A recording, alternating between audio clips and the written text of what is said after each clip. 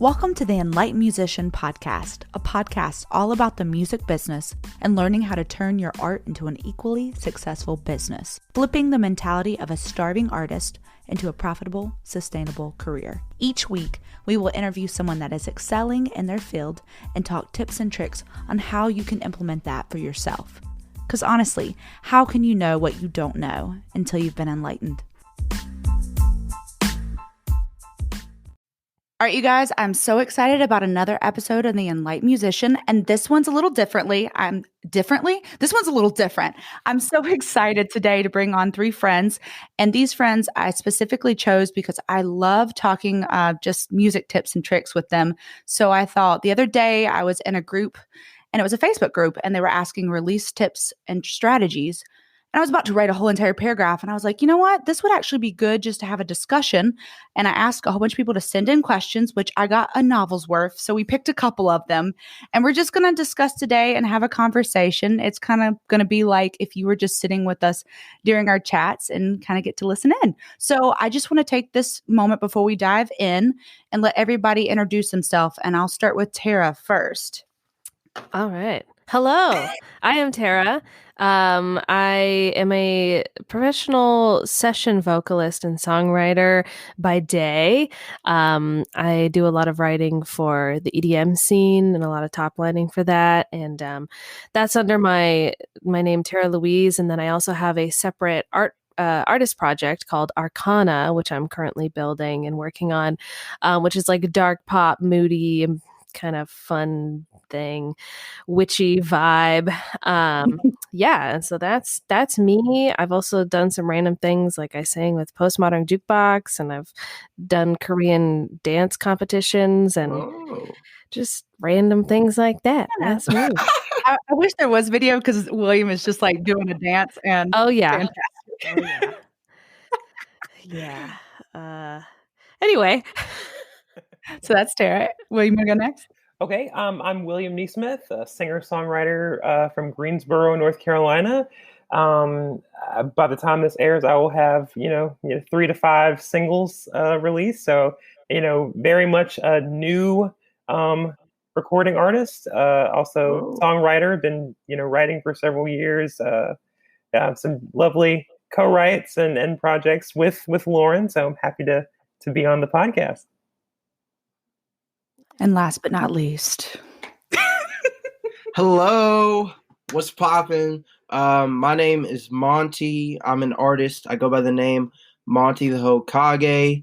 And man, I feel like I'm just a jack of all trades, sorta. So, like Tara was saying, I'm a regular artist by day. By night, I'm like an artist manager, a film producer, graphic designer. I kind of dabble in a little bit of everything, and I've had to, to make my music work. So, yeah, that's me. Nice.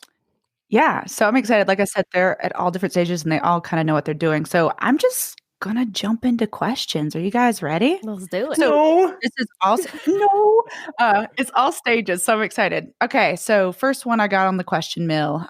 What steps should an unknown artist take to prepare their song for a release? Anybody can just jump in, take a step. I can dive straight in there. Go for it. So I'm actually working on this right now with my buddy who, had a previous artist name, but, he's starting over fresh. So the big thing for me is now planning.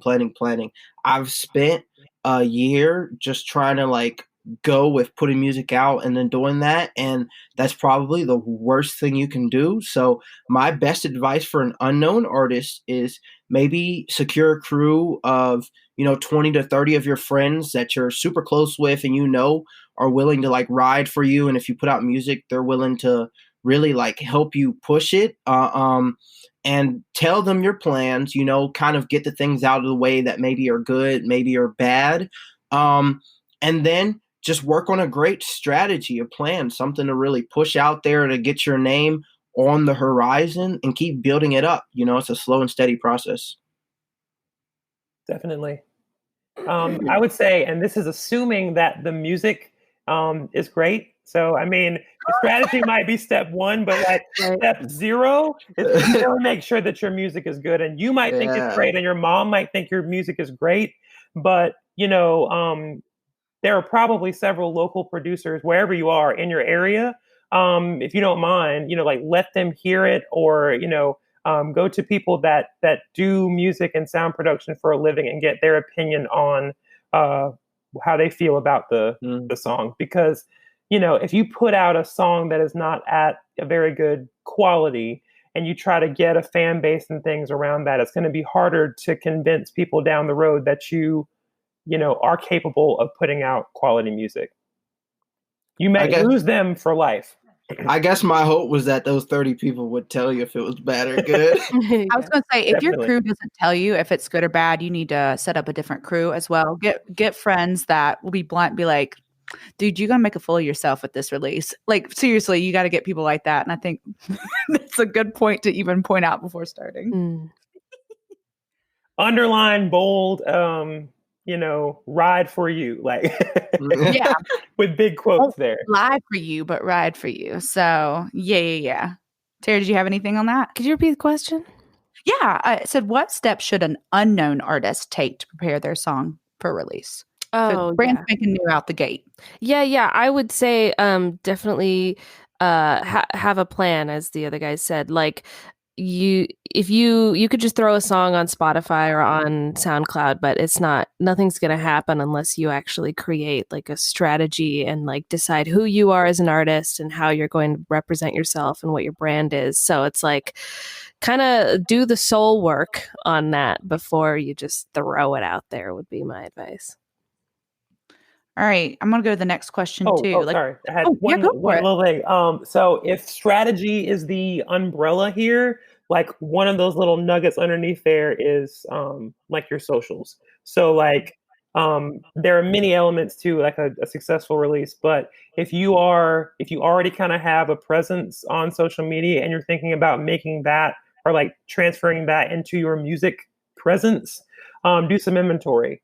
See what your Twitter looks like, see what your TikTok looks like, see what your Instagram looks like. Delete any, irrelevant stuff or stuff that, people coming in and say, I thought he was this kind of artist. This is giving me cognitive dissonance.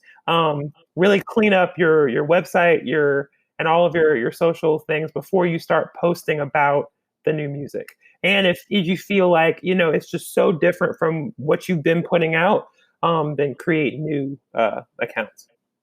Honestly speaking on that, because that was one thing when I was establishing doing a little bit of a different genre twist, I took down a lot of things because visually, when people see something, they already determine what you are just by that first visual. So if you see someone with like the neon lights that kind of has the cast shade on their face, they're probably going to be pop, R&B, like you already know. Mm-hmm. If they have a cowboy hat, they're going to be country. So if there's any like determining factors in your pictures or social media or anything that you have that leans in an opposite direction than what you were wanting to portray, you've already knocked out some people that would have went and listened to your song, but they're like, oh, they have a cowboy hat. I really like R&B music, so this ain't going to be me. And the opposite as well, you might get people hopping on being like, this is going to be country. I'm so excited. And they're like, what is this R&B? So really establishing your brand and your identity before you even push anything out there, because a lot of times what you're doing is pushing the image before you even push the sound. So I think that's a very good point to make in case. So people listening, when you're unknown, make sure that brand horses in the back. Yeah, I was thinking, I was like, as soon as she said country, I was like, well, I don't know if that really applies anymore. Nowadays, if I see country, I'm like, oh, this is a trap song. I mean, I'm okay with this transition as well too, because I like trap music more than country. Okay, so that being said, we've already done this. It says, how do you get your song noticed by potential fans? So we're trying to gain new fans. What are some tips and tricks to actually get new people in? Mm-hmm. That's the question, isn't it? I think I would probably tell you to create a fan finder campaign. So for the most part, everybody knows what they want to sound like or what their music sounds like. So let's go back to the 30 people method. So if I have 30 people that I've sent my music to, maybe I'll ask these people, hey, write a list of 10 people you think that sounds like. So for me personally, my music, if you listen to it, It probably comes along the lines of Amine, Kyle, Smino. I don't know if you know who those people are, but if you do, you know these people are kind of in a soulful pop rap, kind of in their bubble of music. So me knowing that, I'm gonna go do some research. I'm gonna go see who these people's fans are, what these people's fans like, where they're located, where I'm most likely to find these people. And then I'm going to build my market off of that. And then, eventually it'll branch out. If you think you're Drake, don't start out thinking you're Drake, because Drake makes 90 different types of music, but he's also individually built a brand within each prospect. So that's why when Drake drops an album, maybe half of it's rap, half of it's R&B, half of it's UK music, but he's built these individual markets so he can do that. But you, Mr. Noso, you can't do that. If you come out with a Little Nas X song and then come out with I'm gonna shoot up your whole neighborhood, you're gonna lose everyone. And an element to the targeting, and again, goodness, this sort of Facebook, Instagram advertising, it's changing every day. Apple has sort of cracked the whip, and so that might affect the way that this goes across. But I have used Facebook and Instagram advertising with this sort of hyper targeting thing. So you can use user data from people on Facebook, so you can see if they're like people that are interested in Spotify or interested in Apple Music and interested in very specific artists that are related to your sound. And you create these little ad sets. You create like a maybe 10 to 15 second advertisement that would go in an Instagram story or on an Instagram feed, that would target, potential fans that can cross over to Spotify or Apple Music and sort of connect with your music that way. Yeah. I was going to say for Tara too, I'd love to talk about, and someone even wrote that about finding niches and whatnot. You recently just built a little bit of a TikTok following and building a new brand via a novel. So like that's another path of even promoting your song. If you want to talk about that for a second, would be fantastic. Yeah. So I was asked the question, I was talking to somebody about marketing and how I could find some fans for myself and my music. And they were like, this was Larry Mickey. And he was like, well, what do you like? Like, what do you like to do? And I was like, well, it has nothing to do with music, but I like to read YA novels. And like, that's like, like I love fantasy and all that. And so he's like, okay, maybe there's a way to kind of like combine those two worlds. And then I was like, oh, you're onto something here, buddy. And so I basically ended up making a song that was like based off of the book that I was reading at the time, which happened to also kind of be blowing up on TikTok. So it worked out in that I got involved in the TikTok niche, like the book talk niche, where there was already a community of people who were interested in the thing. And then I just went in and I started like engaging with them. And then I was like, hey, you guys like this thing. Here's my music mixed with this thing you like. And it started to blow up. And so I honestly just found something that I was already generally interested in. And like I would have naturally probably gotten into the book talk community anyway, just as a fan, because that's just a thing that I like. But then as a side product, I was like, oh, also I make music. Let's see what happens. They liked it. And now I'm building up a fan base of people who are just like me, who like YA novels and also like dope pop music. So it kind of worked What's out. your TikTok also? Because I'd love to like go through this. Oh yeah. Yeah, it's really cool, the whole thing. It's awesome. It's a little embarrassing, but because I like wear wigs and do stupid skits and stuff, but it's I.am.arcana. Yeah. And you just started that how long ago? It's a couple weeks ago, maybe like a month. Couple weeks. So. And what was it? It's like up to number-wise followers just within a Let's see, shall we? 14, 17. That's pretty good. Yeah. It's not bad. And that's with weeks. I think I literally started I had like 23 followers, and then I posted a video of a work in progress song that was relating to the fandom, and then bada bang, bada boom. Yeah, and I honestly think this points out to both cases. A lot of times in businesses, they call this finding your avatar, which is that target audience. So if you can find one, what you particularly like to do and find people that kind of can relate to that on that level, not music. And if you can also find artists that sound as similar as possible. So you're already knowing that you're targeting these two people. I think that will reduce who you're actually shooting out to and actually sending it to the right people. And I did want to point that out in those both aspects, because when we were talking, we have a cell group. So each week we have a music group where we talk shop and we help each other out.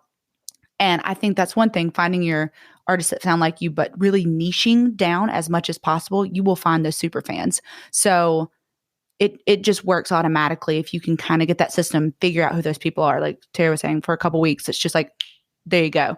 So that's a cool way of promoting songs. Did anyone else want to add to that before I keep? Maybe speak a little bit to consistency and possibly batching, because I feel like that's the struggle for so many people. They want to embrace these apps, but they feel like they just don't have time, and they recognize that they have to post on a consistent basis, but it can feel a little overwhelming. So if anyone wants to share some tips for that.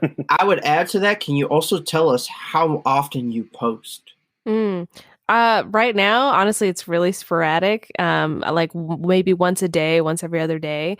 If I became, it's not terrible, but like if I got really consistent with it and I actually got my stuff together and batched and let it, I could grow exponentially, because the great thing about TikTok is it just constantly rewards you for everything that you do. So it's it doesn't even honestly, quality is important, but it's more so if you post it, it's going to find somebody that wants to see your post. So yeah.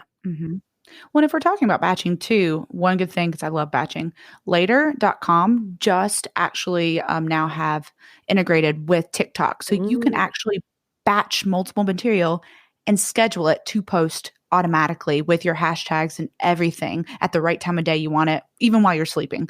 And it will do it automatically. So it does it across every social media platform, Instagram, Facebook, any of those platforms, TikTok now. And that's a good way too, if you kind of want to, batch any of that stuff. I love batching. It's my favorite. So yeah. Does anybody else want to talk about that? Because I could talk about batching all day.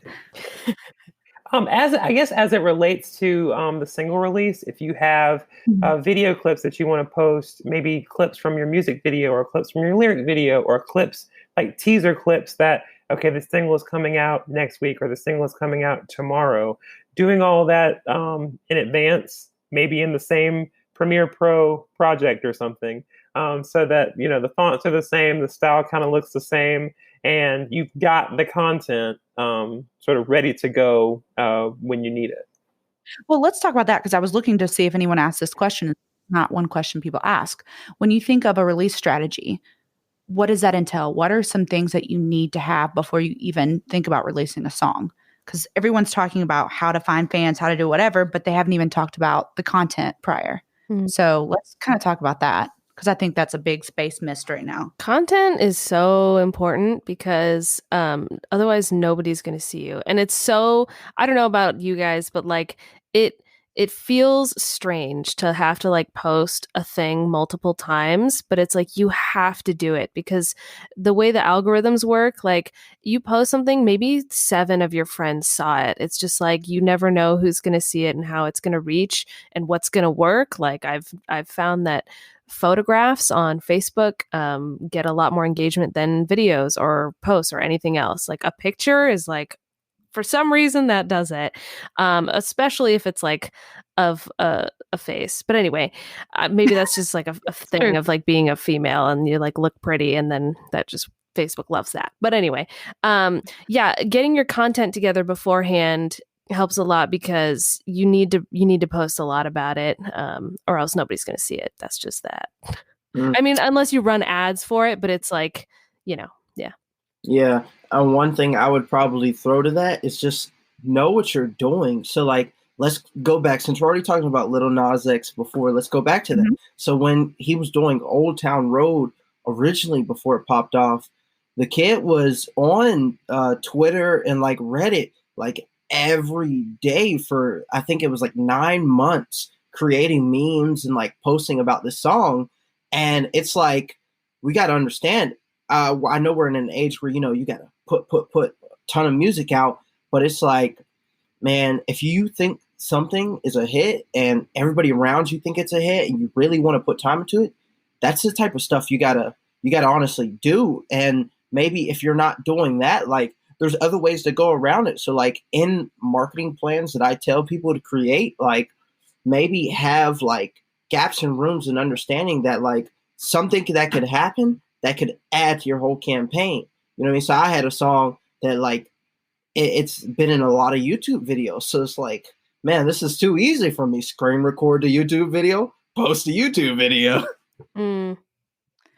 I know you kill it on the social media game too. And like a lot of people support you and like really pump that up. So you definitely should check out his social media as well. He's always killing the game. I know, for real. I loved, we actually met a little while back and I think you did a lot of your social campaigns and it accidentally hit Canadian markets. Like when you were first. Yeah. And I'd love for you to talk about how you actually took that and made it into a positive. And actually, I know you went to Canada and played some shows because of it. Oh my gosh. Just knowing things can be imperfect and going with it.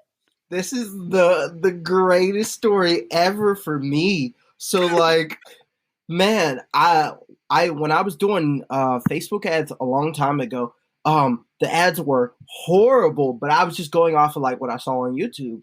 So I set it up and I end up like building this crazy market in Canada and like Australia and like having a bunch of people like come in from that. And like, it turned into like me getting tons of fans from like Canada. And then ultimately like me ended up playing a festival in Toronto, and meeting like a bunch of like artists up there. But it was so crazy because I was horrible at like the ads I was doing. And like, they were, like me just learning the process. But like, oh man, it went from like me taking that crazy thing and like really turning it into something. So even if, you're just getting into ads and you don't have somebody that can help you out, like it can benefit you because like I said, I still have these people. Like I have, this is a crazy story of my music career. And I think it'll always be until like something like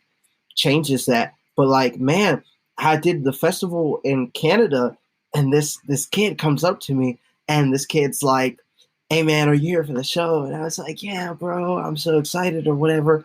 And the kid's like, I don't know if you heard this artist, but I love his music and I came here for him.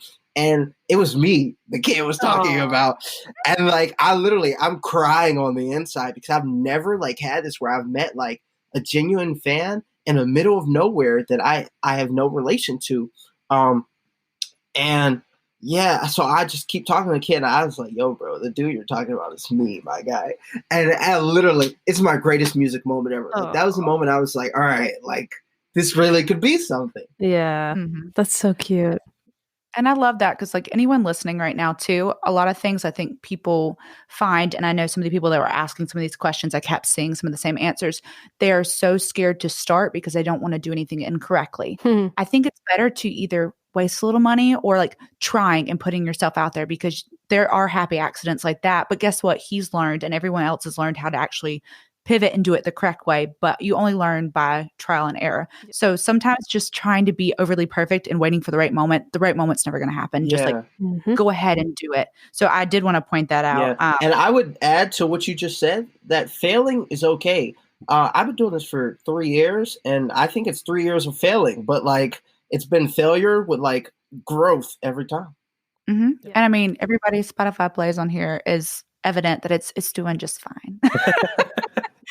Everybody here has been excelling so well. One other person did ask, and I feel like we talked about social media a lot. If you could pick one social media platform or two, what do you think is the best one for marketing songs? I think we kind of already established TikTok. Definitely going to be TikTok. I'm like riding the TikTok train so hard right now, just because, and for the simple reason that Instagram, Facebook, Twitter, whatever. I don't use Twitter, but Instagram, Facebook, the algorithm is not in your favor. It doesn't want you to win. You're not going to find random, fresh strangers. Like it's just not, you're not going to build, you're not going to grow just from adding a few hashtags onto your post, most likely. But like, unless you're paying for ads or whatever, or you're just a genius at like doing the whole Instagram thing. I know some people can do it really well, but TikTok does all that work for you in that, like, you just make the little silly video. The more raw, the better. Like, the more polished it is, I've found, is not necessarily the way to go. Like, there's something about TikTok and raw content that just works and resonates with people. And if you do that and you get the right hashtags, I've found like 3 hashtags has been the most successful. It will do the work for you. It will get new people to watch your content, and it will try to help you do well. So I'm all about that. What are these hashtags? Don't skip over that. I know, right? Well, it depends, obviously, but like, depending on the video, like I've found for my videos, like 3 hashtags of like book talk, which is the general niche, and that's like a thing, and then like 2 other hashtags relating to the video. So like, usually I'm making songs about the book, so I'll include like the book as a hashtag, and then like maybe one of the characters, and like that's it. And I think I don't know this for sure, but I suspect that like, if you just do a couple hashtags, you're not overwhelming whatever AI is promoting your video, and then it's kind of like, oh, okay, like, this is the niche that they want to see it. I will bring it to that niche. And then, yeah. So can we also talk about great value TikTok, AKA Instagram Reels? Honestly, I've started just posting Reels, and the last 3 that I did, most of them went over 15 to 3,000. Like, and they've been repurposed from TikTok. So also, let's talk about Reels and also talk about repurposing content, because you have to be on every platform, but sometimes be smart, pick the platform that right now is excelling, and then use it on every other platform. So I have a great example of this too. So right now, I would probably say that like Reels is better than TikTok. And the reason why I say this is because Instagram's in a place right now where they're trying to compete. So I have a friend that I'm close with. His name is Perry. You can look him up, or I can see his profile or whatever.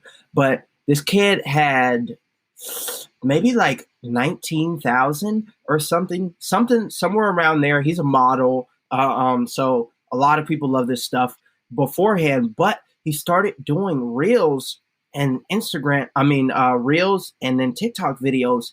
And because of the Reels, he's at like 100K right now. Wow. And it's literally Instagram's at that opening stage where TikTok was, where like basically they want you to put stuff on there. And if you put stuff on there that they think people are going to like, they're going to blow it up. So that's where I'm going to get on to right now, because I'm just seeing it over and over again of like people posting videos, regular videos, and them blowing up on there just because they're trying to get more people to Reels. So they're gonna promote you that way. Oh, that's smart. Yeah, I didn't know that was a thing.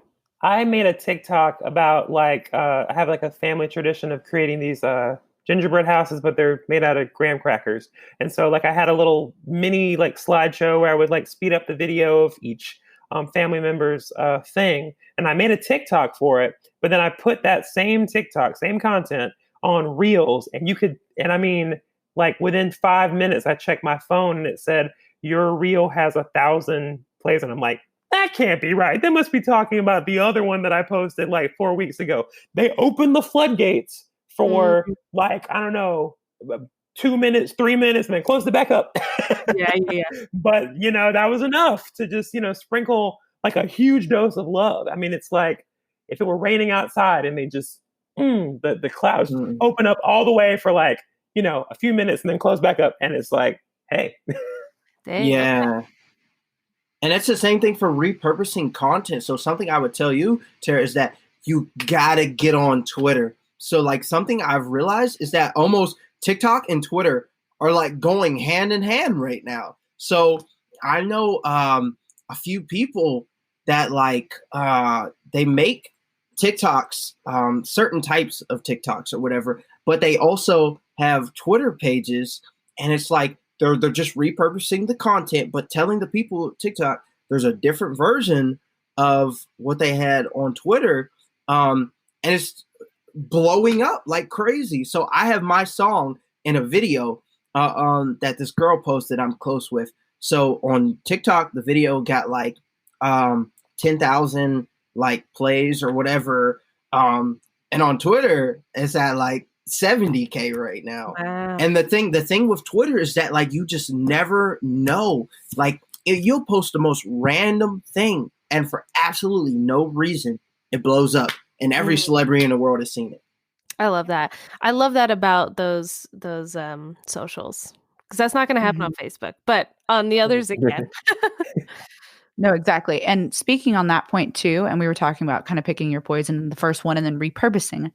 There is an app that's called IFTTT, and it actually recreates native video and native. So like, for instance, if you were to post it on TikTok or post it onto Facebook, it would natively create the version for the other platform without you having to do anything. So like people might think I'm on Twitter. I'm never on Twitter, but it always creates native post. So I picked the platforms to create videos from when it syncs. So it will literally, like the video that I posted on Reels, it will just upload it already. And I'm starting to sync all that back up because I think we were talking about earlier, it's really hard to tackle every platform. So, pick your one and then let it natively, figure out which one's working for you. You know what I mean? Mm-hmm. So yeah, everyone should check out that one because like I said, you can sync that and you can test out each one and then start really just plowing through the one that's like killing it. So smart. IFTTT. You guys check it out. IFTTT. I'm going to write that down. It's like if then this. I think that's what it is. So like if you this button, yeah, I just downloaded it. And like for instance, I do a lot of sync stuff as well. So like for instance, if I'm listening to a song and I Shazam what's playing, because I only Shazam songs that are on TV shows, it will automatically put a Spotify playlist that says sync songs when I'm like researching. So like you can make it automatically do a lot of stuff actively. And so there's a whole bunch of like automations in it. It's the best, but they have another thing on that. Mm-hmm. So I digress. Let's go back into the conversation. So, all right. Did anyone want to add anything to that before I keep pushing on? Cool. Okay, so when is the time to stop promoting a song and move on to the next project? Or should you try to do both at the same time? I think this is a very good thing because like right now I'm releasing an album and I don't know when to stop doing the single and go to the next one. When should they overlap? What's your thoughts on that? This is a hard question. I know, but it actually is a pretty good one. Yeah. I thought the same thing. It's a great question. I think the answer, like Tara said, is never, but I think it just instinctively happens at some point. Like you should be, if I put out a project with like 6 songs, for me to not feel like I'm throwing the song in your face so much, maybe I'll, jump through the songs, promote different things, excuse me. But at the same time, I'm going to keep promoting that album, like until, my next song comes along and maybe, still little hints of that album will pop up, but that's just kind of how I feel like it works in the artist life cycle of songs. Mm-hmm. Yeah, I've heard that, and I can't remember where I heard it from, but like singles have a shelf life of 6 to 8 weeks. So if you've got that kind of setup where single number 1 comes out and then 6 to 8 weeks later you put out single number 2, that might be an idea. So, obviously you're posting about it before the release and then after release. And if it just happens to take off and you find that people are still engaging with you and it's relevant, then maybe instead of, 8 weeks, you go to 10 weeks or 12 weeks and let that breathe. I'm sure a lot of hit songs, ended up using that strategy if they caught on, Mm-hmm. And I think that ties into like replay value of your song too, because like, man, I could listen for 12 months out of the year every day to a SZA song. I mean, it's just that good. Yeah. Very vibey, very vibey. Yeah. But if your song has got like 1,000,000% replay value, go. Right. I know. And just kind of repurpose it. Like we were talking about the Nas song as well. It's just like he just kept repurposing, bringing different people on, doing different renditions because it was like people were listening to it and it was still on the top of the chart. So until it starts just kind of like, I think everyone said it, like you can tell when people are done with it. like they're done. And you can tell when it's still hype. So I like that. We were talking about content earlier. This is a good question. What kind of video content do you create for each song? Do you do coming soon videos, only lyric videos, full music videos? What's the barrier? What do you guys think on that? All the above, oh, all the above, oh, all the Yep. above. Yeah, again, because it's a matter of like you have to get in front of people's faces as much as physically possible. What's the thing? It's like somebody has to see an ad like 11 times before they think about buying the product or something like that. So it's like, directly to the forehead. yeah, coming soon, coming out, all of it. I think it just the only thing I would say depends is the style of how you do this, and that depends on the type of music that you make. You know what I mean? If you make rap music, you know, probably your coming soon is going to be a snippet in the studio. You know what I mean? If you're Charlie Puth, your coming soon is probably going to be a TikTok video of you playing the song on the piano. Yes. Yeah, exactly. I like that point a lot of like, also, I mean, you could just make your coming soon just be like a photograph that says coming soon. But like, if you can provide value as well as promote the single, if you can be like, hey, as the coming soon, here's a little behind the scenes. Here's how I made the song. Here's a snippet. Here's this, is that. Something that is like enticing as opposed to just like, hey, by the way, my single's coming out. You know, obviously, if that's all you can do and you aren't able to, you know, make the extra content, like that's chill. But I think that definitely is a good idea. Yeah, and you know what? Something cool I just thought about because she said that is that like make it unique to you. So if you're funny or you make book talks or something, like use that. Most definitely. This is a random question and it might just be like too far of a deep dive. Lauren, feel free to like cut this out. So on Instagram, 9-block versus like extended photo panorama. That works so well for me too. Yeah. So like, what are your thoughts on it? I prefer like the extended panorama because, you know, you get the swipe slow and people are like, oh, wow, this is so cool. So it's a carousel photo, but you edit it so it's like seamless and it looks like one extra long photo that you have to swipe through to see, as opposed to like a 9-block. So a series of 9 photos that looks really great when you get to your page and you see like a 9-block of a big photo. But it's like little personally. pieces. I like the panorama.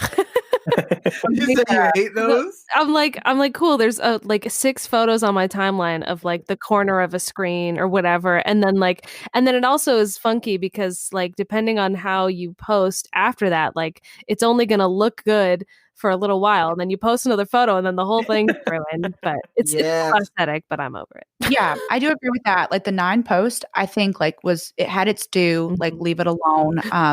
Don't do it anymore. Yeah. But I will say these whole carousel posts, I did one of the first ones. And if you tell a story, and like for instance, if you only leave where people know you have to swipe, I got so much engagement on that post and people writing. And I told a story about the new song and the new album coming out. And so they had to swipe to see each part. And like one part had a video and one part. People really get invested into that because they have to stop and go like, what is this? And swipe forward. So that's something not a lot of people are doing, but everyone I've seen do it. It's been fairly well received, especially when you don't do a lot of post on Instagram, because I think it's not really common right now to post a lot, doing stories per se, but like post, you know. Yeah. And I've heard that you get another like blowback the next day. If you have a carousel photo, technically there are going to be like 3 to 5 or up to 10 photos in that carousel. So on day 1, you know, people are going to see the first, you know, section. But the second day, Instagram snaps it back up for you and they show the second photo in the carousel. So it's getting a little extra value on a carousel post. Which, by the way, I just wanted to talk about one tactic of getting people to see your content a little bit more on like Instagram and whatnot. I think William actually told me this the other day.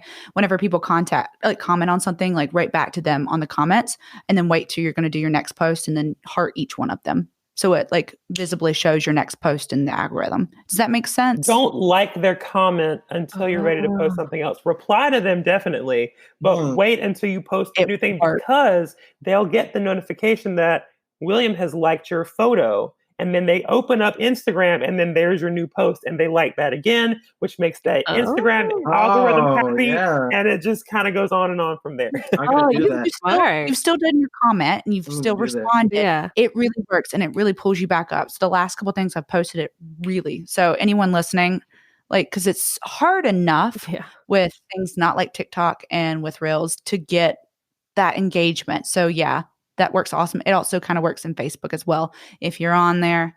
But anywho, so let's talk about another thing. And this one has a couple 3-part question, but I'm excited about it. Have you reached out to influencers to help you promote your music? So this is all about influencer marketing. How do you find that influencers that you connect with, or how do you find those influencers? And is there any service that you feel you could use to connect influencers? So I guess the question is, influencers, yay, nay. Do you think that helps market your career? What's your thoughts on that? So Submit Hub is like a crapshoot. You are literally just kind of taking a chance. Most of the people will say no, and the majority of the people that say yes do not have the clout. But I found, like, of that huge pile, as you whittle it down, you can get a handful of like really good people and, help it to take off. So I would suggest, if anyone is like, just starting out, to just give it a try. I mean, it's relatively cheap to get started. I think you can get, 30 or 40 credits for about $30. And then you can select, based on your genre, either blog curators that you want to talk to, Spotify playlisters, and then they're starting out with TikTok influencers. The last time I was on there, they were giving away they had like a very good discount because that's a very new feature to them. Like if you get 3 credits worth of whatever, you get like an additional credit. Like they really want you to check that out.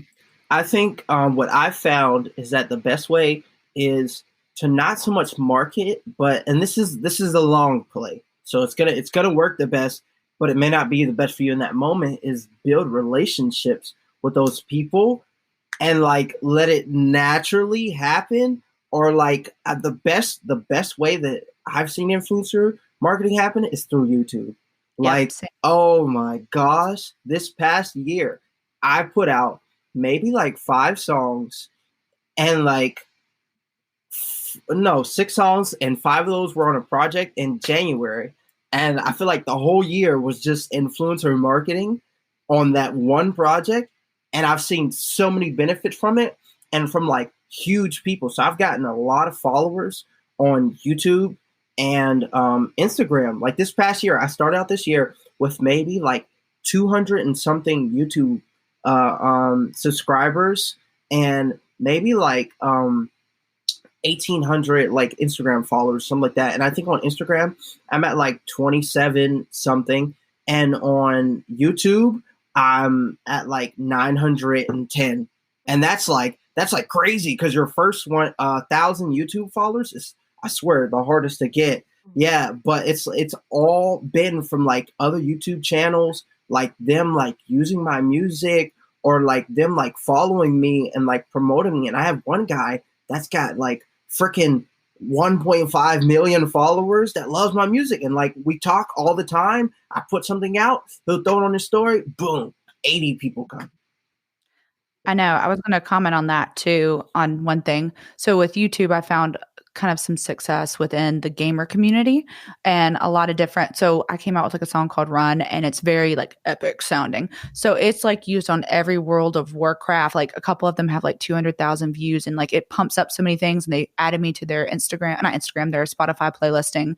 Another thing I found recently was people that draw lyrics. So people that draw lyric videos, like artists. So if you can find them. But as far as that YouTube community, a lot of them, if you just go into their about and make sure you don't have your content ID on, or at least whitelist it if you do for that person, so they don't have the video taken down. So you can either not do content ID or make sure that account is whitelisted. But in their about, they usually just have their email, and I've never been charged by any YouTube, unlike some influencers. Side note, speaking on that, I'm going to put a new one out there that I just started testing out for influencer marketing called Breaker. and it's for TikTok and Instagram marketing, and it's doing pretty well. It's like $10 to $300 depending on what it is. But like I had this one TikToker, I think it just got put up and it was over like 20,000 in less than an hour. Oh, it works? Yeah, it did. So they've been emailing me, but I haven't known if I should do it. I'm testing it out. So I will let everyone know here if it actually results into followings. Mm-hmm. So I've already had people like following on other platforms besides TikTok, which kind of is ironic, but whatever. So I don't know how successful some of those are, honestly. A lot of times I think you're throwing a lot of money towards the sky. But yeah, I do want to talk, since we're talking about YouTube marketing.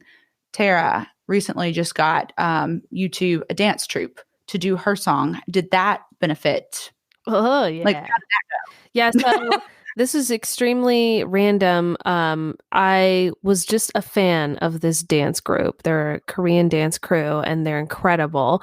And when my song came out, my first song, Stockholm Syndrome, I went to their YouTube and I just contacted them, and I was just like, what do you guys charge like for a video? Because I know they charge. It's like a huge dance team. They're huge. They've got really big numbers. And so they wrote back and they were like, oh, like some extra, very, very high number. And I was like, cool, good to know. Cool. And then that was it. I just wanted to know, like, on the off chance if it was something, I was like, okay, that I could save up for or whatever. But then they wrote back to me. I didn't even send them the song. I was just like, what do you guys charge? They wrote back to me and they were like, so we listened to Stockholm Syndrome and we love it. We want to make a video for it. And in exchange, like if you could just whitelist the video so we can keep the profits from it. And I was like, yes. So that happened. And they ended up making like 4 different videos with the song, of like a one-shot take and like the dance rehearsal take and like blah, blah, blah. It's amazing. And all together has over 100,000 like plays if you combine the videos and stuff. And it's been, I think I got an extra, maybe like, I want to say like 10,000 streams on Spotify, and like probably, I don't know how many followers on Instagram. That one's hard for me to track, but it's definitely like it helped. It's going great.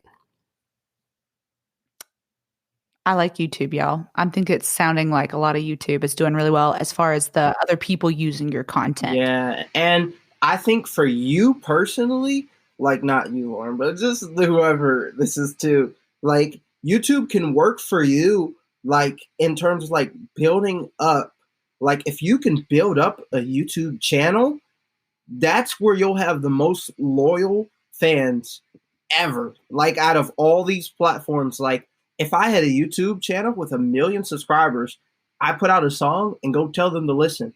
I can expect the first day that song's out, it'll probably have 300K on something like that. That's because like these people, like, I don't want to say that they are like, they just do what you tell them to do, but they're loyal people, like YouTube is TV now. So it's like, if my favorite creator says they've done something, and maybe I'm going to expose myself here a little bit.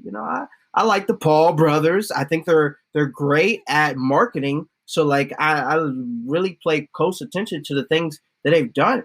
And I've literally watched like Jake Paul build a music career out of nowhere. Like the songs were bad too at first. Yes. They were like really bad. But like, man, these horrible songs that maybe whoever's song out there is better than, we're still getting millions of views because he was telling his YouTube watchers, listeners, whatever, to go play it. And they did. Yeah. I mean, it does prove a point too. It's a lot harder to build a following on YouTube, but if you can find people that already have that established following, they're kind of like cult followings. If they hear a song, they're like, you should check this dude out. They're going, and that's why you get more, and they're more susceptible, and like play on the whole TikTok and Instagram reels and like build those fans that easily put it in front of people's faces. Go from both angles and try to see which one works best for you as well. Yeah. Anybody want to add anything to that? Just that it's definitely valuable and you should do it. Like, and it could take some time of like building that relationship, like reaching out to that creator or whatever, but it's like, it pays off. Yeah. And also I did forget about, if we're talking about Instagram marketing, not Instagram, but like TikTok and whatever, there's a bunch of different Facebook groups that I found that they literally just sell themselves. Like, hey, for $40 a post, I'll do a song, blah, blah, blah, blah. There are out there, but honestly and truly, I don't know how much value it holds. So I wouldn't put all your stock into putting everything in there. I do think like YouTube does great. Submit Hub for certain things does really well, depending on your song and what day it is. And, you know, you just never know with Submit Hub Yeah. in a lot of these places. So just be careful. Don't put all your eggs in that influencer basket. Also, to that point, yes, like, and also you need to be careful about who their audience is, because this guy may have, 400,000 followers, but they are all interested in golf. They're not interested in dark pop music or whatever. And like, I had a guy reach out to me and was like, hey, we did like a trade of like, I'll do some vocals for him and he'll promote me on his TikTok. And he had like 400K followers. And I was like, that can't hurt. But nobody cared. Like, none of his followers cared about the video he made with my song, and it didn't do anything. So it was like, it can't just be anybody and just numbers. It also, like, you need to look at the audience and make sure it makes sense. Yeah, which goes all the way back to your brand and your niche. If it doesn't align, so I think maybe even when you're starting your release plan and your strategy, set up your brand, like just write it down, write who you sound similar to, what your audience is, write your avatar down. And if those influencers or people that are looking to market and trade stuff, they don't match at all, just say no, like it's not going to help. Yeah. So to that point. Yeah. I do like that. All right. The question above all questions that everyone keeps asking. Dun, dun, dun. I know. Spotify playlisting and Spotify playlisting. How have you done it? What do you find the tactics are? What do you think of it? Of these activities, which do you find to be the most vital to drive increase through traffic to Spotify? Oh, man. I'm just going to tell you right now to everyone's out there that's listening, participate at your own risk right now. We're in a period where Spotify is basically, if you're getting fake streams, and they try to blame it on DistroKid, but it's not DistroKid, it's Spotify. Like, at this moment, they'll drop your song.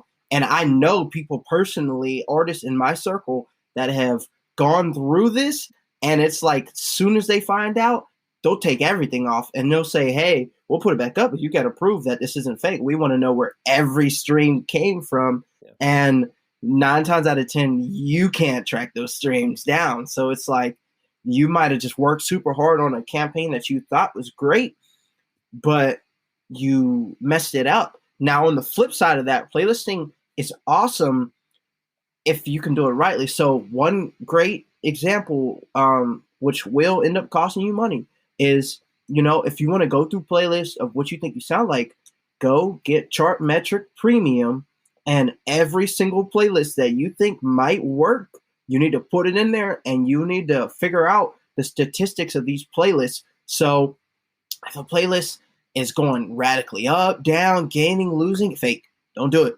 If a playlist is at steady growth throughout its entire time and it has a bunch of active listeners, then that's probably the way to go for you. And the thing that I found out that I've found to work is these huge playlists, just leave them alone. You think it's great for you to get on something that has 300,000-400,000? Don't do it. Leave them alone, because 9 times out of 10 they're not real. But these playlists, got 1,000, 2,000, 3,000 people on it. These are the ones that are like real people, and these people have grown these playlists for years on end and are real. So I found a playlist off of Twitter, which I just submitted, got on it. Playlist only had, like 3,000 people on it, but like, I watched this guy build this playlist on Twitter, telling people, hey, you follow this playlist, your song has a potential to come on here. We're listening. I've seen this guy grow this. That playlist got me like 4,000 streams. Yes. And you're doing well on the streaming count too. So I definitely agree. And a lot of things that were happening, people were hiring companies that they had no earthly idea. They just didn't. So also be very careful of hiring people. And I think a lot of people are finding this out. You have to be really careful, and even hiring people that say they do stuff, just be careful. Oh, anyway, and one thing I was thinking about that is because like I did that before, but like for the thing about me that I got so lucky is like majority of my streams have come from Discover Weekly. So it's like, oh man, what is Spotify going to tell me? That the 100,000 streams that they gave me last year was fake? It's you gave it to me. Right. Yeah, my last single got picked up by Release Radar. I thought that you I have know to you wrote follow me. everyone just to that Release Radar is made up of people, only the people that the artists follow. But like Spotify will throw in new artists you might like. And they just did that, like, and I was like, oh, I don't know what's going on here. And like, Lauren had to tell me. I was like, it's all good, William. It was funny. He wrote me. He was like, I think somehow I got fake followers because he just. Oh yeah. And I was like, I think the song's just good. Fine. Yeah, no. I'll let Tara say something, and then if you want, I can talk about like that. Yeah, I would love to talk about that too.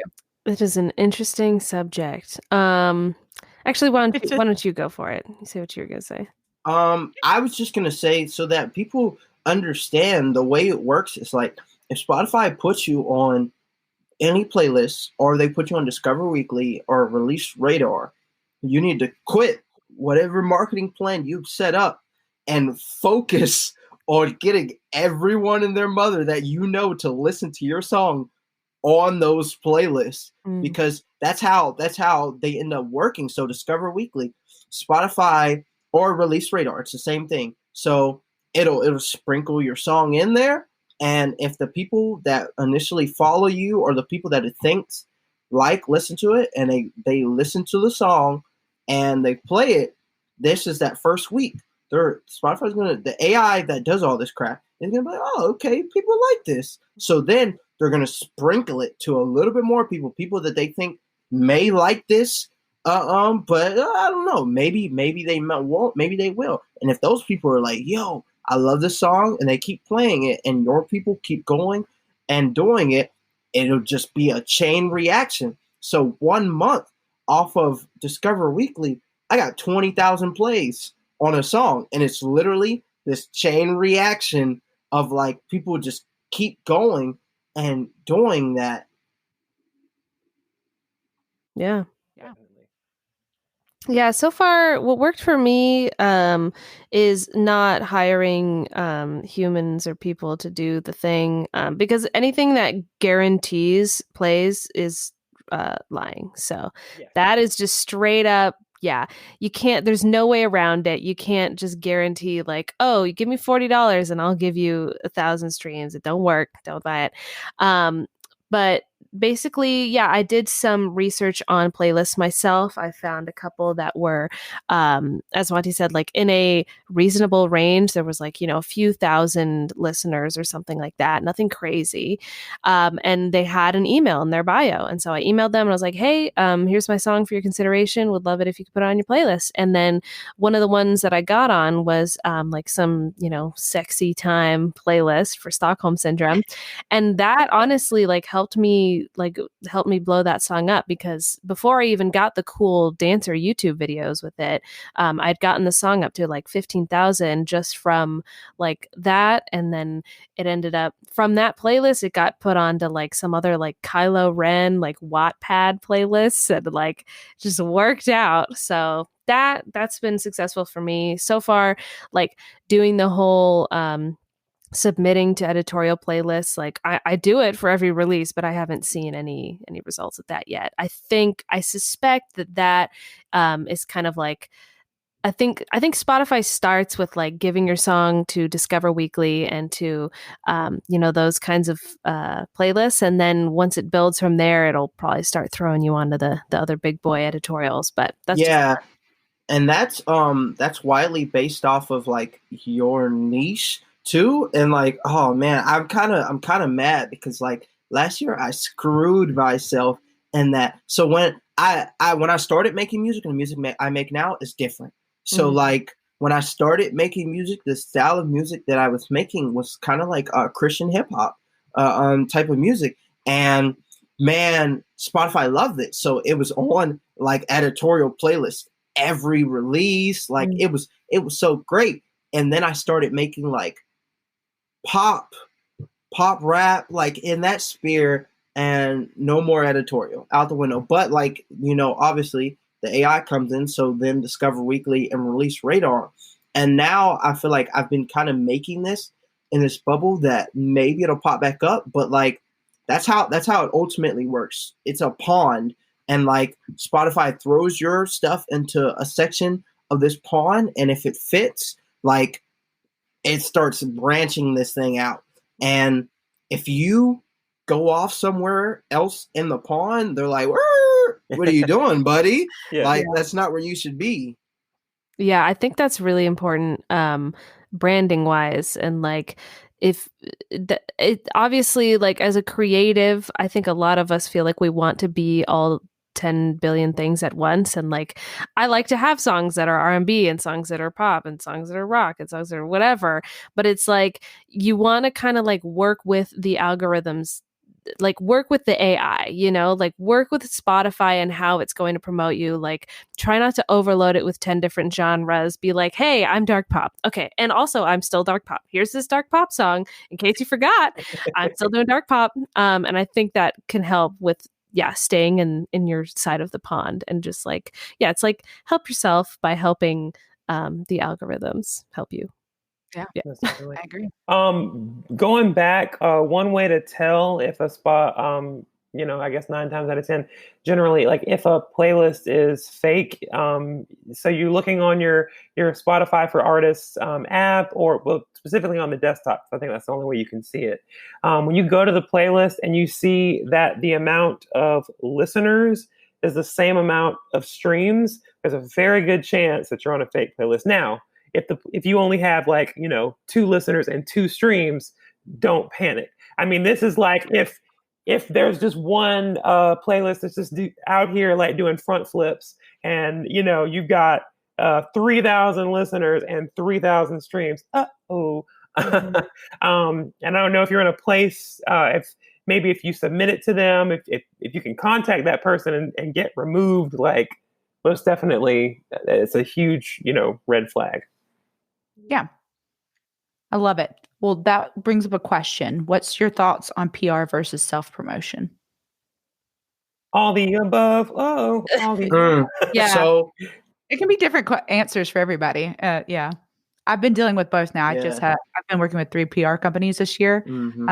Have had a nightmare experience and 2 good ones. So yeah, I'd like to hear what everybody else's thoughts are. There's a scene in this little short called Prep and Landing where it's like a Christmas movie about these elves that work on the naughty and nice list.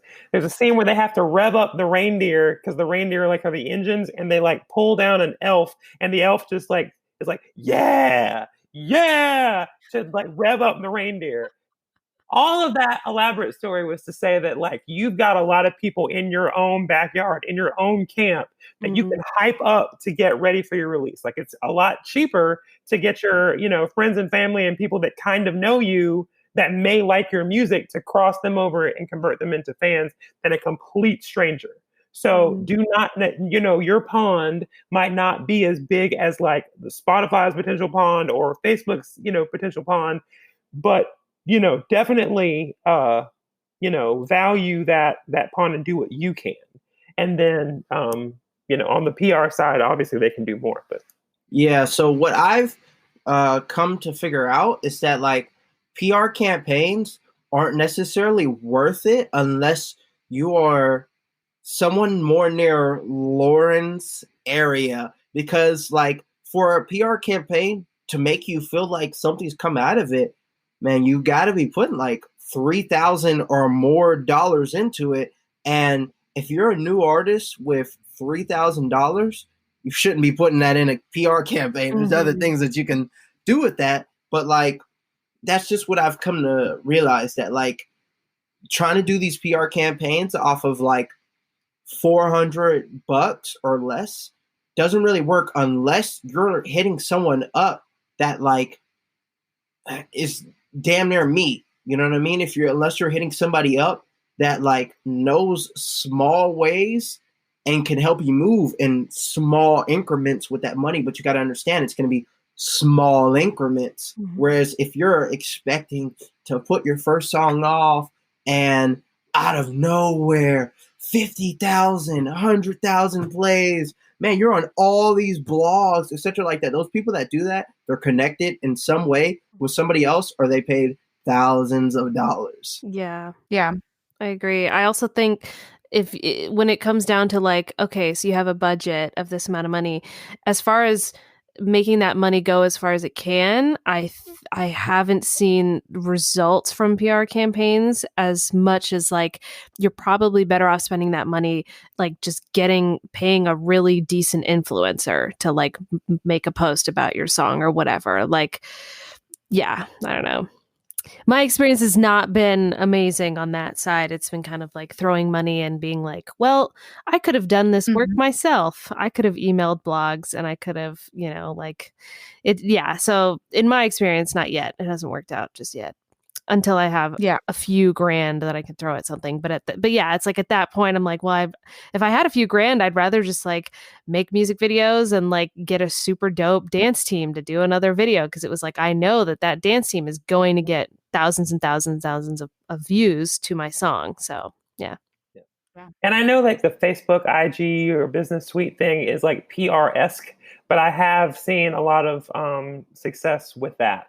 And Yeah. then, specifically, you can, with the targeting, if you know that like a certain age range is going to love this, if people that are interested in this, and that, what was the app name? Yeah. If this, then that, like, Yeah. they're going to Yeah. be very interested in that. And just really getting that targeting down for $5, $10 a day on the first week of release, you will just like, you will make your totals go crazy and connect with real people. And what is it like the Spotify Wrapped thing? It was really cool because I mean I had essentially one song because they cut it off at like the end of October, but my song had gone to like 60, 70 countries. Who's doing that as like an artist for like one release?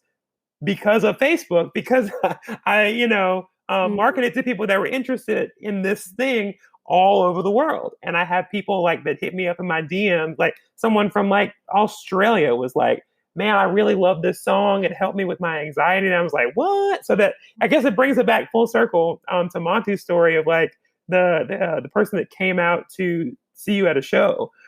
It's just a really good feeling. So yeah. I mean, Yeah. now who knows? By the time this airs, like, Apple could have just like completely dismantled it. But Yeah. One thing I Listen, will say is that stroke of luck can happen. So just be ready. There's one song, my most popular song to this day, and my guy that I work with is like getting on my butt now about this. But like to this day, I think the max amount of money I've put into that song is $250. Nice. And that song has gone through the roof. Yeah. And like terms of everything. And it has provided back like times 20%. Mm-hmm. So like strokes of luck is real. Yeah. Agreed. And also there's one thing I don't think a lot of people mention, but it's been pretty good on this campaign that I've been doing. Especially if you're not really getting big into sync, but you kind of if you do some micro sync where you actually get your songs placed in stores. So like, for instance, if you get it in the grocery store, if you get it in like the TJ Maxx of the world, there's a whole bunch of different places where you can actually submit to do that. On this last one, I actually submitted out for my album that's coming out. And right now, one of the songs called 2005 is doing really well in the UK. So people keep Shazamming the song and they can't find it, but they find me because the store actually has my name circling on like this little kiosk thing that shows the different people that are playing for the licensing reasons. And they keep messaging me and being like, when is it out? But if you guys can actually find some places that you can do that and you actually get monetized for every time they play it in the store, and I get like a percentage every quarter. It's not a ton, but the people that come and Shazam the songs incredible right now. Also had a song called Countdown to Midnight, which is a better showing of this. And it was played in a whole bunch of grocery stores. So during the holiday season. So I had New a Year's lot more Eve song. Yeah, New Year's Eve song. So, and I have a couple Christmas songs. So if you think about that, there's a couple platforms. Right now, my brain's kind of mushing on it, but I'll put it in the liner notes. A couple of these places you can submit to, and they're free to submit to. And you usually get a royalty free. There is one other place that you can do it to. You don't get any money back, but they will actually pitch your songs to every like CD place, like so the Best Buys and the different things like that, where they'll play it in different places like that around the world. So that's another little it's free to do, submit one time, and they distribute it out to different people. So I'll put those in the liner notes as well, because that's been a cool tactic recently that costs like no money. It costs zero money to do. It might as well. Yeah. So, anywho, let's see. We got like 2 more questions. Are you guys still good? Yeah. Okay. What's your thoughts, and I think I already know mine, on independent radio stations for airplay, radio at all? I have no experience in the area, so off to you guys. I've had radio airplay. I honestly think right now it's a dead form, if I'm going to be honest. I may be wrong. Now, if you're on podcasts and different things like that, yeah, go for it. Go for podcasters or people to use your songs and stuff like that. But as far as being on the radio, I wouldn't make that your goal. Yeah, I think. Oh, go ahead, Will. Oh no. Well, it's just, and I mean, I might not be talking about the right, like for real, like you get royalties every quarter kind of radio airplay. It's been more like the internet radio kind of thing where, you know, I don't know, like the fanship really isn't there, and it's almost like you have to do more legroom. Like you have to bring all your friends to get them to listen to the show, instead of them, like, you know, actually making new fans for you from their show. So I haven't had a lot of luck with it, honestly. For me, I think it's hard to say. If you're expecting growth out of this, the growth is going to be minuscule. But like if you're expecting exposure, then maybe it could help you out, because it just depends what she's talking about. We're talking about college radio, or are we talking about these random radios that everybody in the world has? Or are we talking about Beats One radio? Because I know if we're talking about that latter portion of it, which they're not independent, so I'm sorry if I broke that right there. But like independent artists can get their music there, and it's like if your music's playing there, I'm probably not going to hear it, but an A&R at Columbia, Interscope, something like that will probably hear it. So it's like, oh, well, there you go there. And it's something that you'd have posted about or whatever. We're talking about college radios. Maybe that whole school's not going to hear it, but maybe a small percentage will. And also the person that runs music over that college will. And if they like it enough, you might get invited to the college. Who knows? Yeah.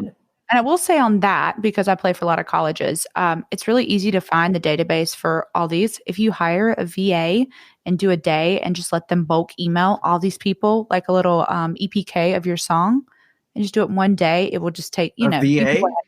A EPK, like a electronic press kit. Oh, okay, virtual assistant. Yeah. Oh, sorry, a virtual assistant. Sorry. I was like, what did she say? If you just get someone, you pay them for like an hour or two and say, here's the list, if you can just physically email or automate it if you want to. I love automating it. But I've done that, and a lot of times I play these places, and people are like, man, I wish you would be on our college radio. And I was like, I just was before I showed up. But, you know, it's fine. It's fine. They've been playing it for weeks. It's okay. So, but yeah, so I think you're right. Just know what your goals are. If it is to have some kind of A&R placement, whatever, go towards those things. Like, don't even play with the other stuff. If it's just to be on the radio and do, you know, exposure, go for it. But I wouldn't waste all your time thinking you're going to get exponential growth via Spotify or any of those other platforms, your social media from that. But if you want to grow out your like portfolio, or have a section on your website and it looks official, like here's articles, here's shows where you've been featured, that sort of thing can. Yeah. Like when I was in the Greensboro newspaper, that was, I mean, that's not going to really grow my art, but it's like, holy shit, shoot, look at the cover.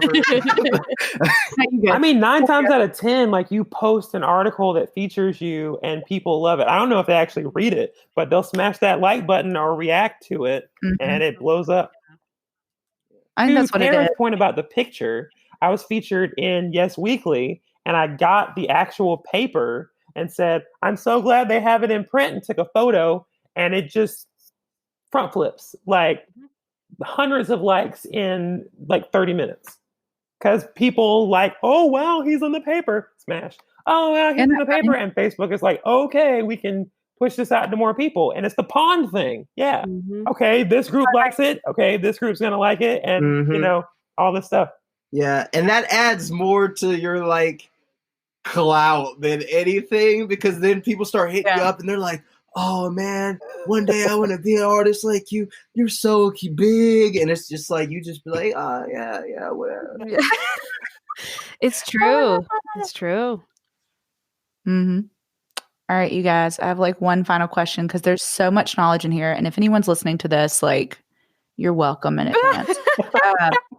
Just kidding. Yeah. But this was one question, and there's two that kind of asked the same thing. It said, what's the best advice you could give someone or marketing secret tips that you found out or the do's and don'ts? So what's your best either don't do or do during a release marketing campaign?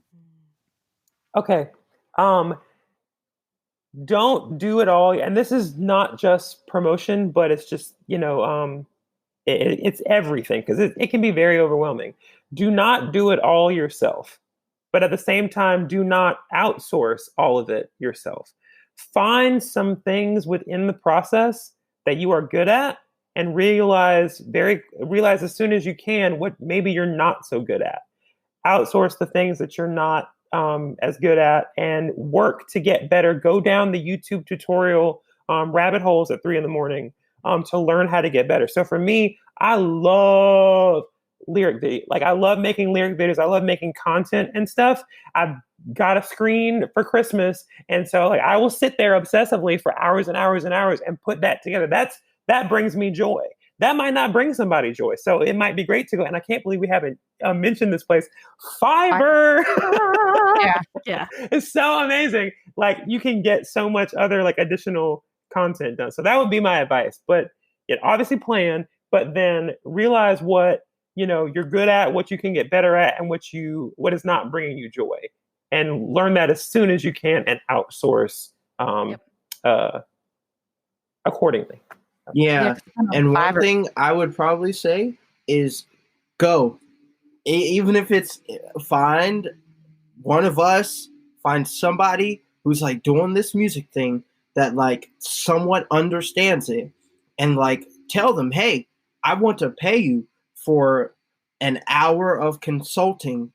And literally, even though we might tell you stuff that you already know, you need to sit down with somebody and you need to figure this stuff out. Because before you put out music, before you think you're going to pop off on SoundCloud or whatever it is that's going to happen, you got to figure this stuff out. If you can't do it yourself, find somebody to help you out.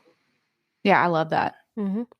I would add onto William's point of if you're finding that you're getting stuck and something's not moving in the process of like you trying to put out your music, that I think is when you need to outsource. Like, that's like a rule for myself, is if I find that I'm like, okay, I'm going to make the lyric video. Okay, I'm going to do it. And then it's just like not happening, or it's taking too long. I can't let that be an excuse or let that slow me down. And so that's like the point where I'm like, okay, fine, going to Fiverr. I'm going to pay somebody else to do it. So yeah, don't let yourself stop yourself.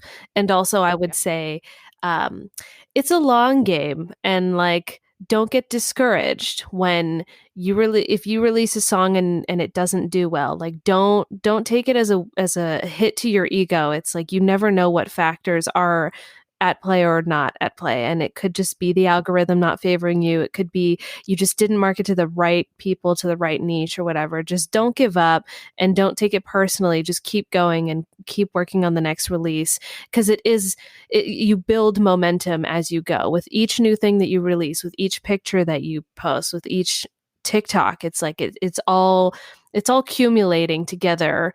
So don't get discouraged and just keep going. I love it. Seriously, you guys, thank you so much for being on here today. And I feel like this is going to be so invaluable for people. And so if anyone's listening to this episode and you've gotten value, or you think someone else could, feel free to hit the share button, and feel free, and I want you to, go into the liner notes and check every one of these artists out. They're killing the game, and also their music is just awesome as well. So check them out, hit them up, follow them everywhere. And like I said, thank them in that form by listening and following them. Seriously, thank you guys so much. Thanks for having us.